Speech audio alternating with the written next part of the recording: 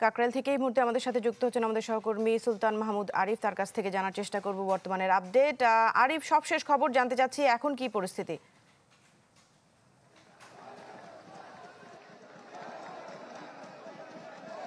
দৃষ্টি টানা তৃতীয় দিনের মতো যে অবস্থান কর্মসূচি, আজকে সেটি গণ অনশনে পরিণত হয়েছে।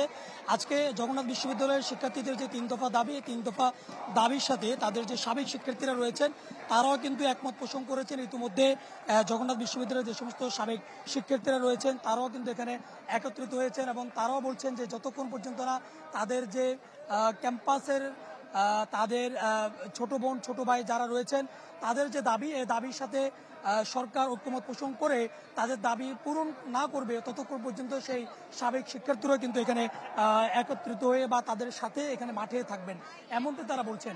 এবং যতক্ষণ পর্যন্ত না তাদের দাবি পূরণ না হবে ততক্ষণ পর্যন্ত তারা এখানে অবস্থান করবেন এবং বর্তমান শিক্ষার্থী যারা রয়েছেন তারাও অবস্থান করবেন। শিক্ষার্থীদের সাথে আমরা কথা বলেছি, তারা বলছেন যে বিগত 15 বছর ধরে, বিগত 15 থেকে 16 বছর ধরে তাদের যে অধিকার, অর্থাৎ তাদের যে একটি বিশ্ববিদ্যালয় হওয়ার জন্য একটি বিশ্ববিদ্যালয়ের যে পরিবেশ, সেই পরিবেশ বজায় রাখার জন্য যে ধরনের সরকার থেকে সাপোর্ট দরকার, হল থেকে শুরু করে নানান ধরনের যে সাপোর্ট দরকার, এগুলো থেকে তারা বঞ্চিত হয়েছেন।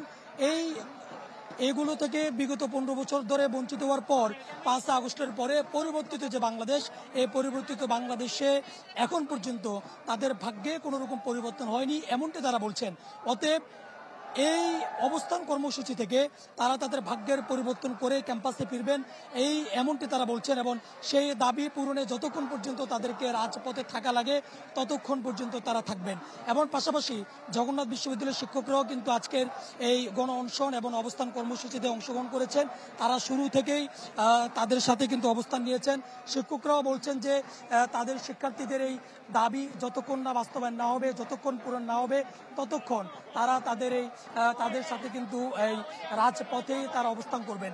তবে এখন পর্যন্ত দৃষ্টি বলা যায় যে অন্তর্বর্তীকালীন সরকারের পক্ষ থেকে কোনো রকম সিদ্ধান্ত কিন্তু এখন পর্যন্ত শিক্ষার্থীদের কাছে আসেননি এবং যার জন্য তারা কিন্তু এখনো রাজপথেই অবস্থান করছেন।